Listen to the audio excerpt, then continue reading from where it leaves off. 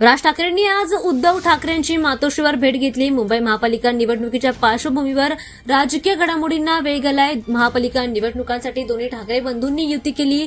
दोन्ही ठाकरे बंधू महापालिका निवडणुकीसाठी एकत्र आल्याचं पाहायला मिळालं।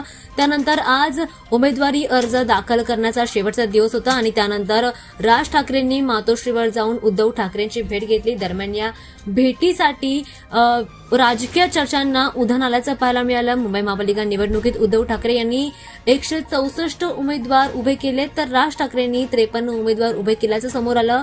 त्यासोबतच ठाकरे बंधूंसोबत शरद पवार देखील यांनी सुद्धा युती केली आणि त्यांना 11 जागा देण्यात आल्या। ठाकरे बंधूंनी शेवटच्या दिवसापर्यंत उमेदवारांची नावं सस्पेन्स म्हणून ठेवली होती, जी त्यांनी अचानक याचा एक राजकीय बॉम्ब फोडला आणि त्यांच्या उमेदवारांना एबी फॉर्मचं वाटप देखील करण्यात आलं आणि आज प्रत्येक पक्षातील उमेदवारांनी एबी फॉर्म त्यांचे अर्ज दाखल केलेले आहेत। त्यानंतर आता राजकीय महापालिका निवडणुकीमध्ये चांगलंच वातावरण तापलेलं पाहायला मिळत आहे। काहींनी बंडखोरी देखील करण्याचा प्रयत्न केल्याचं पाहायला मिळालं।